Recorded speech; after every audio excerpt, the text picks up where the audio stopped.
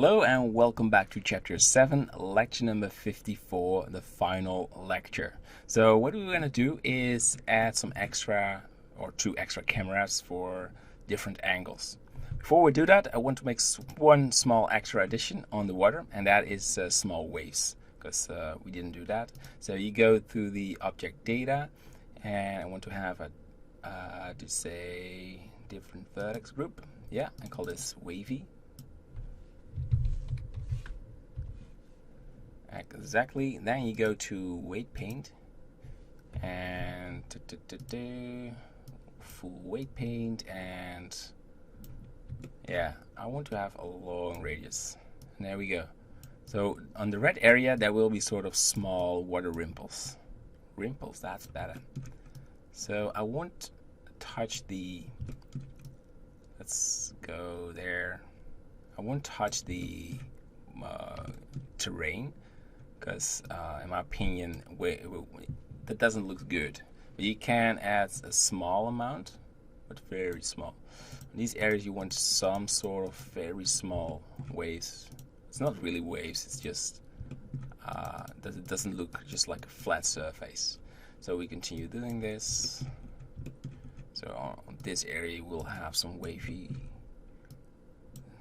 like this, and then we have some more right there.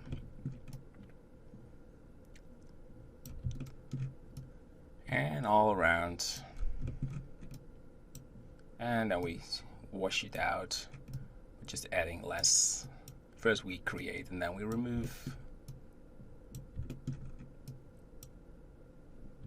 Alright, so very gentle. From this angle I think we should have a bit more wavy area on this spot. Looks good. Alright, so that will be cool. Now go to modifiers. We add a subdivision surface, and we adding a displacement. For the displacement, I want to have water wavy. Just calling it like this, and then we go to the texture. It's easy to find. Image, open, and this is stored in my texture tab. It is in my texture tab. Whoa, whoa, whoa. No. Oh. There it is. Two coarse textures, and then it's stored in nature. Organic. That's the one. I prepared it so good and I just lost it. Alright, and then the water. There we have it. So now you see my library. So it's very wavy. And we go back to the modifier, and we want to have local this time, because we do not work with the UV this time. 0.03 as a strength. That will be strong enough. And you can increase the amount of waves right there. And we want to have the vertex groove wavy. So now it will wash out right there if you look. There is some wavy. We want, of course, object shade smooth. Alright. So let's leave this for now. You'll definitely see this in the end result, and you want to have a value of 3 for the rendering. Yes, and lower the viewport amount. It's only slowing down your computer. Alright, so camera perspective. I would like to go to add. You go for camera. So we now have a new camera. We drag this to the top and go to the viewport. No, we have it selected, and you go to view, camera, set active object as camera. So now the one you created, the one in the air, is facing downwards, is now your selected camera. So we want to go to item and rotate this by 90 degrees, so now facing the right direction. Let's close this tab. Go to 0, shift, scroll wheel, shift title, and I want to drag this to the rear, something like this area, and shift title, and let's have a perspective of 30, focal length of 30. Let's enable the trees.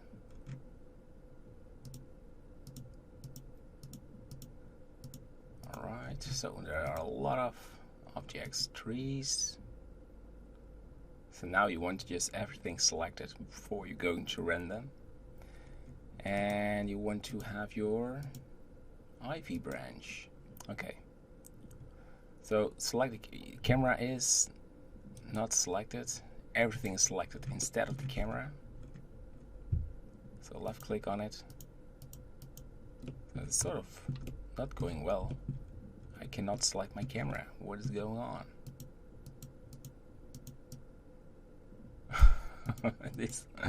It is not working. So go my camera 01, it's selected. So back to the camera. So we have a perspective of 30, focal length, shift title, and you don't want to see the sort of cross in the end. So be aware of that. So move this upwards, shift title, and maybe zoom in a little bit more. Maybe a bit more to the front. That will do. I want to have this tree on the right. Yeah, that's the one I was looking for. Maybe zoom out. I mean, this is just very playful. So what I'm trying to find is a nice spot where we have trees surrounded in this tree and the castle. But you don't want the castle to be out of focus. Alright. So this is just a scary area. Alright, so that is one camera. Then we go to add camera. So we have a new one. And same for this one, change this by 90 degrees. And so close it. And I lost my camera again. Where's my camera? That's the one. Control Z. It's not how I'm going to how I want it. And it's freezing. Alright. I'm just trying to select my camera. For some reason. There it is. Whoosh. And we go to view camera, set active cameras object. There you are, you little cunt. And shift title. And I want to have a very nice perspective on this area. Shift title. And just change the focal length a bit more so we have more area. I think this is a very nice area. What I like to do is adding a little bit of depth of field. You go to your viewport display, you want to have limits, and you want to have this cross.